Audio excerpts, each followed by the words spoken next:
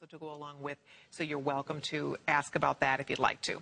But we're moving along here. Coming up next, we have Labradorite for you to see. This is the first time we had ever seen a Marquise cut Labradorite like this. And I'm going to show you, it's actually the little pin that I'm wearing here on my Art Deco necklace is featuring that, we're featuring the pin here, and how beautiful this is. So what's cool about this piece is it's both a pendant and a pin combined. So you have your straight pin in the back, but then also you can put this over chains, over pendants. So without actually having an actual bail, you can loop it through and it would actually kind of hang sideways like this. You'll be flying a little bit on the pendant if you put a chain through it. So there's a couple cool ways to wear it. So there's the pin pendant. Here's the matching ring. Would you look at that piece of Labradorite in that ring? Now that is stunning. It is. You know, we're looking at a large size here. It's 20 millimeters long, so you're looking at just a little bit less than an inch, and every piece has been hand selected to get that Labradorescence, or it's known in the gem world, the schiller that runs across the surface. And it was a real challenge putting together, you know, the hundreds of pieces we had to find for this show, because this quality of Labrador, you can get one or two nice pieces, but to get this many pieces, really, you know, we had to draw on that 28 years that we've been buying gemstones. We had to call in a lot of the, you know, the favors that we were owed over the years. And, you know, when we look at these pieces, both of them have a lot of symbolism inherent in them as well. That, you know, the butterfly pin, a real collector's item. There's the, you know, the ring that we're looking at. Look at the beauty of that, you know, that Labradorite all the way around the, here's the other Labradorite pin, of course. Each one of these, this is pierce work. This is done by, basically what they do is they trace out the pattern freehand on the surface, drill a small hole in each area where you see there's the negative space, and then they put a little hacksaw blade in and cut it away. So you get it at home, look at it with a magnifying glass. You'll see what I'm talking about. This is one solid plate of silver on either side. It's mind-boggling. It is.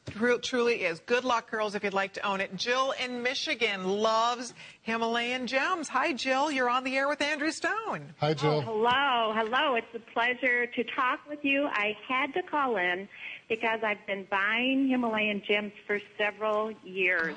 Good. Great. I don't know whether I like the intricacy of the gem work or the stones themselves. It's incredible. You just can't get jewelry like this, and I just don't even know what to buy every time you come on. It's such a terrible choice. But the stones are so much better than you can find any place in the market, and then you have these very unusual designs of these rings and necklaces and pins. It's just incredible. It's so much fun. I feel like I have my own art gallery. You do, don't you? I do. It's just wonderful. It warms my heart to hear that, Jill, because that's what we're trying to do. I tell people about how they're made and how they transport them, and they find the stones in India, and then they send them up to Nepal. It's just wonderful. It is. I'm like you. I am completely just transfixed when I listen to the stories and think about the history attached to every piece. They don't make jewelry like this anymore. So we really get to own something extra special when we purchase Himalayan gems. Well, keep it coming, and people keep buying them, so we get more and more of them. Thank you, Jill. Thank you, Jill. That's so nice of you to call in. Enjoy. Bye-bye. Wow. Isn't that a great call? You know, that does warm your heart. So much work goes into this. I can't even tell you what it takes to import jewelry from Nepal and try to pass, you know, HSN's quality. It is a massive undertaking to make a show like this happen, really. Eric and I, between us, have 60 years invested in this particular enterprise, so there you go. It's taken that long to put it together. Hey, by the way, if you ever have any questions or comments for me, I have a blog available on hsn.com. I'm there to answer any questions you might have about jewelry or anything else that's on your mind. I also am on Facebook. You can come and visit me on Facebook. Would love to have you do that. And while you're on hsn.com, type in top electronics in the search bar. It'll show you some of the hottest items we have available in electronics. Speaking of which, coming up at midnight, we have a new Today's Special. It's hot in the category of electronics. You don't want to miss it.